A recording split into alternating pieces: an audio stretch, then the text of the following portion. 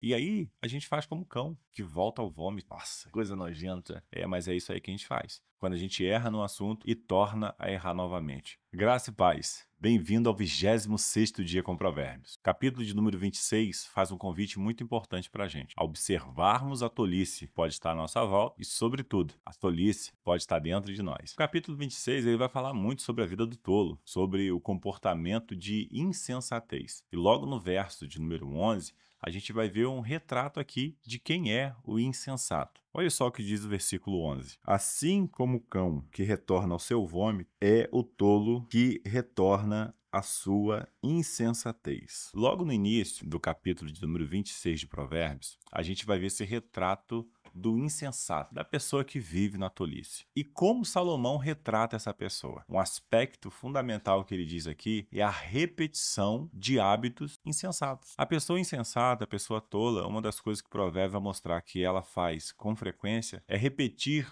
comportamento. Irmãos, eu sei, tudo bem, você pode ter uma personalidade, você tem um jeito de falar, você nasceu de uma certa forma, você cresceu num ambiente, você aprendeu desse jeito, tudo bem. Você é essa pessoa aí. Mas deixa eu te falar. Cristo te chamou, te convidou para ser nova criatura. Então, não fique sujeito a modos de pensar e de viver do passado. Nós precisamos viver em novidade de vida. E se você não quer ser tolo, mas quer viver uma vida de sabedoria, um dos primeiros passos é começar a mudar comportamento. É não retroceder, não retornar a hábitos que você já entendeu que são nocivos para sua vida. Sabe? Tem gente que sabe que fazer certas coisas, estar em certos lugares, né, participar de certos momentos, não são saudáveis para ela, mas ela insiste em voltar, em agir, em cometer novamente a mesma situação. Às vezes, a gente não caminha, a gente não avança, e não é por causa das dificuldades que estão à nossa volta, mas é porque nós não mudamos o nosso comportamento. E aí, a gente faz como cão, que volta ao vômito. Nossa, coisa nojenta. Mas é isso aí que a gente faz. Quando a gente erra no assunto e torna a errar novamente. Quando a gente entendeu o que não deve fazer e volta a fazer do mesmo jeitinho. Isso me lembra muito, sabe o quê? Os homens que muitas vezes erram, pedem desculpa, choram, me perdoa, meu amor, nunca mais vou fazer. E daqui a pouco, tá errando de novo. Irmão, o caminho de sabedoria é não voltar a cometer os mesmos erros. Aprenda com os lugares onde você caiu, para que você não volte a cair neles novamente. Aprenda com as áreas da sua vida que você já entendeu que cometeu pequenos deslizes para você vigiar e não tornar a esses lugares. Tem dois versículos aqui que eu quero também parar para poder estar falando com você, que eu acho muito interessante dentro do capítulo 26. E diz assim, lá no verso de número 4 e 5. Escute só. Não responda ao tolo segundo a sua malícia, para que também não te faça semelhantes a ele. Responda ao tolo segundo a sua esperteza, para que não seja sábio aos seus próprios olhos. É interessante que parece que Provérbios está se contradizendo. Não responda ao tolo na sua esperteza, para que você não se torne tolo como ele. Responda ao tolo na sua esperteza, para que ele não se sinta sábio aos seus próprios olhos. Parece que é uma contradição, mas na verdade não. O livro de Provérbios é um livro de muita observância. E aqui a gente acabou de falar isso no capítulo passado. E aqui, o que Salomão está dizendo? Salomão está falando sobre o tempo certo, sobre o momento, sobre julgar a situação. Se tem uma coisa que eu acho maravilhosa na Bíblia, um dom que eu acho que todo cristão deve buscar, é discernimento, palavra de sabedoria. São dons que nós precisamos realmente, irmão, nós necessitamos.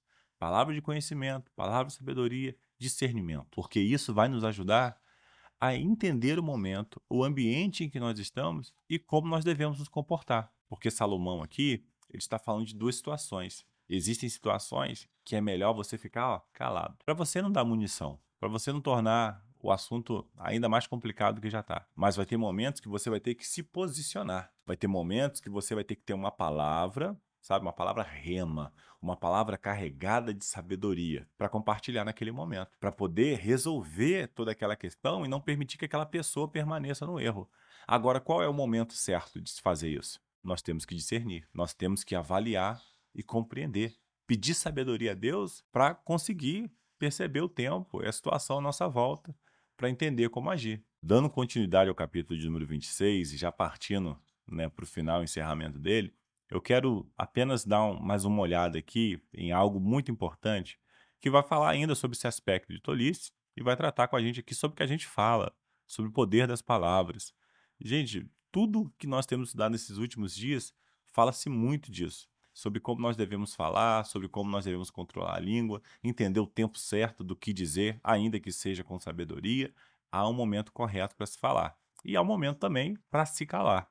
O verso 18 e 19 diz assim: Como o louco que lança de si faíscas, flechas e mortandades, assim é o homem que engana o seu próximo. E diz: Fiz isso por brincadeira. Sem lenha o fogo se apagará, e não havendo maldizente, cessará a contenda. Olha só que palavra interessante, que palavra abençoada. Tem um termo moderno, muito atual, que eu acredito que você já deve ter ouvido, chamado fake news, notícia falsa, informação enganosa. Na minha época, bem lá atrás, há muito tempo atrás, eu lembro de ouvir essa palavra dita de outra forma, fofoca. Sabe, receber uma notícia que não é precisa, que não há fundamento comprovado, propagá-la é muito perigoso e pode trazer muito prejuízo, pode gerar consequências devastadoras.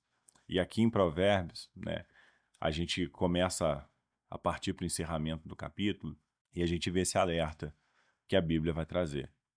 Aqui, primeiro, Salomão trata, né, de alguém que fala coisas soltas no acaso e depois diz assim: eu só estava brincando, né? Foi sem querer, foi sem intenção. Querido, nenhuma palavra que é dita fica no vazio.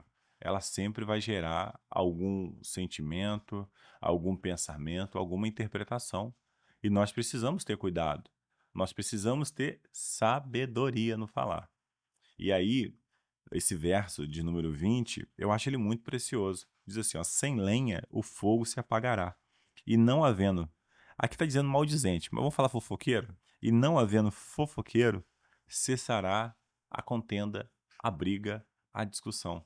Se nós, ao recebermos, né, assuntos difamatórios, caluniadores, vexatórios, se nós formos aquelas pessoas que encerram esses assuntos, se quando alguém chegar para você, né, nesse período agora de fim de ano, trazendo notícias a respeito de alguém, falando da vida alheia, você fala assim: vamos orar por essa pessoa, vamos interceder por essa pessoa. Irmão, tenha certeza que você vai estar apagando um incêndio. Você vai estar contribuindo para a comunhão. Você vai estar, sabe, edificando vidas ao seu redor e lutando, sabe, com o Senhor para que todo espírito de contenda, de divisão e de facção venha cessar, venha ser destruído. A gente ora, levanta as mãos, se consagra e jejua, mas, irmão, talvez o mais importante hoje, é a gente, ó, guardar a língua. Como Tiago vai falar lá no capítulo 3, versos 5 e 6, diz assim, ó, vejam como um grande bosque é incendiado por uma simples fagulha. Assim também a língua é um fogo. Irmãos, a gente bem sabe, né? É bem verdade, queridos, que a língua ela tem esse poder destrutivo, sabe? Fofoca, disse-me-disse, né? Popularmente falando por aí. As pessoas dizem, ah, cheio de disse-me-disse, calúnia, difamação, irmão. Nada disso tem parte com o Senhor. Desfrute de dias melhores, guardando a língua, sabendo o tempo certo de falar, respondendo da maneira correta, no tempo correto. Sabedoria que vem do alto, irmão, está disponível para nós.